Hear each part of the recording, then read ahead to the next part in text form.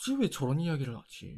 안 그랬으면 좋겠는데. 이렇듯 남자가 겉으론 표현하지 않지만 심리적으로 멀어지게 만들고 깨는 순간들에 대해 말씀을 드릴게요. 이 말을 바꿔서 이야기를 하면 이것만 안 해도 반 이상은 갈 수 있다라고 말씀드리고 싶어요. 사실 여러분들한테 어떻게 이야기를 좀 해드리는 게 현실적으로 도움이 될까를 좀 많이 생각을 해봤어요. 여러분들이 만나는 남자의 성격도 모두 다를 것이고 나이도 다를 것이고 유형들도 모두가 다를 것이잖아요. 여러분이 남자와 처한 상황적 유형을 제가 나눠서 말씀을 드릴게요.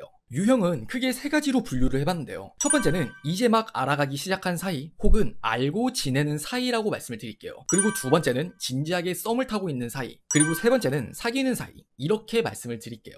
첫 번째인 이제 막 알아가기 시작하는 단계부터 말씀을 드릴게요. 이 경우에서 가장 여자에게 깬다라고 느껴지는 부분은 앞뒤가 다른 모습이 보여지는데 그 차이가 너무 극명한 경우예요. 이 경우는 여러분들과 그 남자 사이에 다른 사람들이 껴있는 경우가 그러해요. 예를 들면 학교라던가 직장이라던가 등 여러분이 편하게 생각하는 사람이 있고 반대로 편하게 생각하지 않는 사람이 있을 때요. 이 경우에 해당하는 분들은 남자를 대하는 게 어렵거나 조금 부끄러움을 많이 타는 탓에 무슨 말을 해야 될지 모르겠다라는 느낌 때문에 남자에겐 대하는 태도가 굉장히 좀 어색하고 멀게 만드는 거예요. 하지만 그 남자들 중에는 여러분에게 관심을 두는 남자도 여러분을 좋게 본 남자들도 있을 수 있단 말이에요. 근데 이제 막 알아가는 사이 아니면 그저 알고 지내는 사이에서는 여러분이 그 남자에게 대하는 행동이 곧 여러분의 그 자체가 아니라 그 남자가 기억하는 여러분의 이미지로 기억된다는 게 중요해요. 쉽게 이야기를 하면은 여러분의 고지고대로의 성격이 그 남자에게 전해지지 않는다는 거죠. 그렇기 때문에 남자 입장에서만 보면 여러분이 나에게 어색해하는 모습, 조금은 내성적인 모습이 그 남자가 기억하는 이미지지만 다른 사람들에게는 너무 깔깔대면서 웃고 굉장히 활달한 모습을 보인다면 남자는 아마 여러분에게 깨는 감정을 느끼게 될 거예요. 여러분들이 이 말을 들으면 자칫 오해를 할 수도 있을 것 같아요. 누구나 보편적인 사람들은 이 상황에서는 아직은 우리 사이가 그 정도로 가까운 사이는 아니니까 나한테 쑥스러워하나 보다 라고 생각을 할 수 있어요. 하지만 이 남자들 중에 왜 깨는 순간이 해당이 되냐면은 여러분에게 남다른 감정을 혹여나 가지고 있을 때예요. 쉽게 이야기를 하면 그 남자가 여러분에게 좋아하는 모습은 여러분이 그렇게 활달하고 되게 웃는 모습이 아니라 조금은 도도하고 시크해 보이는 조금은 내성적인 모습일 수 있다라는 거죠. 사람의 이상형은 다 다르잖아요. 하지만 그 이미지가 곧 남자가 좋아하게 된 이미지였었기 때문에 그게 바뀌는 걸 보게 된다면 깨는 게 있을 수 있다라는 거죠. 그리고 하나 더 추가적으로 말씀을 드리면 이건 굉장히 라이트하게 말씀을 드릴게요. 위와 아래가 굉장히 따로 노는 경우라고 말씀을 드리고 싶어요. 이게 무슨 말이냐면은 여성분들은 이제 메이크업을 자주 하실 거예요. 그런데 본인에게 맞지 않는 파운데이션 호수를 써가지고 목 색깔과 얼굴 색이 정말 차이가 심할 때 이때는 정말 남자들이 많이 깬다라고 말씀을 드리고 싶어요. 물론 남자들은 여성분들만큼 화장에 대해 자세히 알지도 못하고 이 여자가 정말 화장을 빡세게 했구나 아니면 그냥 자연스럽게 했구나 그런 것도 잘 몰라요. 그냥 예쁘네 안 예쁘네 그렇게 차이를 내겠죠. 하지만 그 안에서 하나의 기준이 더 있다라면은 이 여자가 화장이 잘 어울리는구나 잘 어울리지 않는구나의 하나의 정확한 기준이 되는 게 바로 색깔의 차이예요. 목색보다 정말 심하게 발달하면은 이 여자는 정말 조금 너무 과하다 이런 생각을 느낀다라고 말씀을 드리고 싶어요. 그리고 두 번째는 썸 타는 사이에 있는 경우를 말씀을 드릴게요. 이건요 제가 만나서 깨는 순간과 연락을 할 때 깨는 순간 이렇게 두 개를 나눠서 말씀을 드릴게요. 먼저 만나서 깨는 순간을 좀 말씀을 드리면은 본인에게 구속을 하거나 집착을 하는 모습이라고 말씀을 드리고 싶어요. 쉽게 예를 들면 이런 거예요. 아직 여러분은 남자와 썸을 타고 있다라면은 사귀는 사이는 아니에요. 아직 사귀는 사이가 아니고 썸을 탄다라는 건 어떻게 보면은 서로가 책임질 만한 관계가 아니라는 걸 의미해요. 쉽게 이야기를 하면은 언제 끝나도 이상하지 않을 관계이기 때문에 전혀 본인이 책임을 다할 의무는 없다는 거죠. 근데 여자 입장에서는 이 썸남이 내 남자친구인 마냥 술 너무 늦게까지 먹지 마라, 집 늦게 들어가지 마라, 연락 좀 빨리 해라, 넌 왜 이렇게 답장이 느리냐, 말 좀 이렇게 예쁘게 해라 등등등등 생활을 간섭하거나 요구를 하는 게 지나친 집착이 된다라고 말씀을 드리고 싶어요. 여러분은 혹시 질투와 집착의 차이를 이해하시나요? 제 생각엔 질투와 집착의 차이는 결국 상대방의 입장에서 바라봐야 된다고 말씀을 드리고 싶어요. 만약 예를 들어서 썸남에게 집에 늦게 들어가지 말라는 이야기를 했다고 쳐요.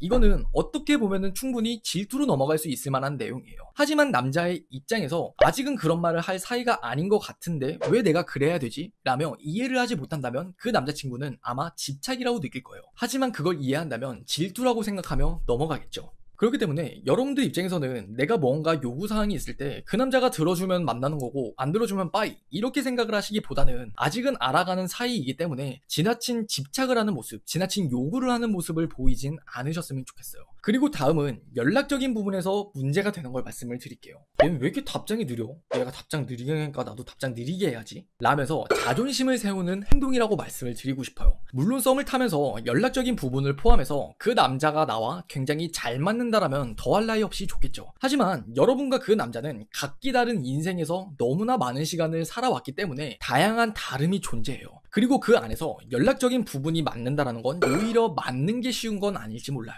그 남자는 1시간에 한 번, 2시간에 한 번, 그냥 틈날 때마다 한 번씩 하는 게 자연스럽고 그 남자의 패턴일 수 있어요. 그리고 반대로 여러분은 그냥 계속 꾸준히 핸드폰을 보는 게 습관일 수도 있죠. 바로 이때 여러분의 습관을 인지하지 못하면 여러분은 이제 나 중심적인 사고로 행동을 하게 되는 거예요. 나라면 정말 관심 있는 상대방한테 그렇게 느리게 답장하진 않을 것 같은데 이 남자는 왜 이렇게 나한테 느리게 답장하지? 난 빨리빨리 답장하잖아. 그러니까 그 썸남에게 성격이 좀 세다면 직접적으로 이제 이야기를 하는 거고 성격이 세지 않다면 돌려서 티를 내게 되는 거죠. 그럼 남자 입장에서 한번 생각을 해볼까요? 그 남자는 첫 번째로 제일 크게 느끼는 건 부담일 거예요. 원래 그 남자도 1시간에 한 번 혹은 그냥 틈날 때마다 카톡을 하는 게 자연스러운 그 사람의 연락 패턴이에요. 그런데 갑자기 나한테 빨리 카톡을 하라고 이야기를 하는 모습이나 아니면 눈치를 주는 모습이 보이게 되면은 나는 원래 그런 사람이 아니기 때문에 거부 반응을 일으키게 돼요. 쉽게 이야기를 하면은 여러분이 원래 운동을 하는 사람이 아닌데 매일 밤마다 3km씩 뛰고 운동을 하고 오라는 개념인 거예요. 굉장히 생각만으로 부담스럽지 않나요? 그렇기 때문에 남자가 처음으로 느끼는 건 부담이지만 그 안에서 여러분을 많이 좋아한다면 조금은 맞춰줄지 모르겠어요. 하지만 조금만 더 나아가서 생각을 해보면 그게 과연 좋은 결과를 불러일으킬지는 생각을 한번 해보셨으면 좋겠어요.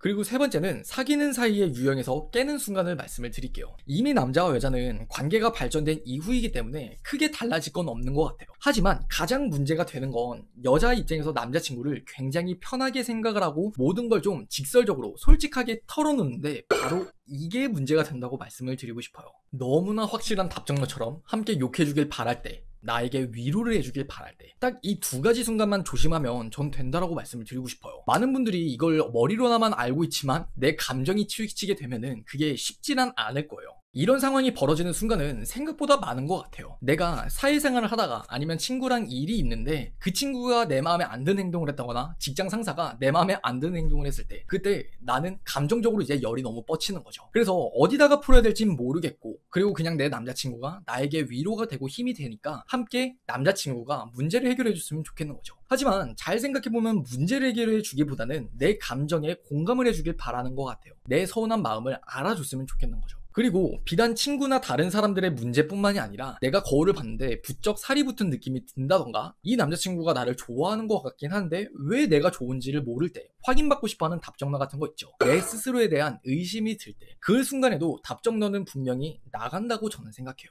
저는 조금 더 크게 보시는 게 좋다라고 말씀을 드리고 싶어요. 남자친구의 입장에선 왜 이게 문제가 되냐면요. 여러분의 남자친구이기 때문에 문제가 되는 거예요. 여러분들이 답정너를 하듯이 하는 행동은 마치 의사와 환자의 관계에서 처방전을 지어달라고 하는 느낌인 거예요. 나 지금 이게 아프니까 그냥 치료해주세요. 나 지금 이게 문제인 것 같으니까 이거 그냥 풀어주세요. 라는 것처럼 정답이 정해져 있고 그에 맞춰서 처방전을 내주는 느낌인 거죠. 하지만 여러분의 남자친구는 여러분을 케어해줘야 되고 여러분을 돌봐줘야 되는 존재는 아니라고 생각해요. 여러분과 동등한 입장에서 함께 사랑을 나눠야 되는 존재지 여러분의 감정을 뒷바라지해주는 존재는 아니기 때문이라는 거죠. 이렇듯 제가 관계 유형을 3가지로 나눠서 말씀을 드렸지만 결국 본질은 모두가 다 한 방향을 가리켜요. 내 생각만이 정답인 양 옳다고 행동하는 그런 행동들이 남자의 입장에서 봤을 때는 진짜 이 여자는 내가 생각했던 사람은 아니구나 라는 걸 느끼게 되는 거죠.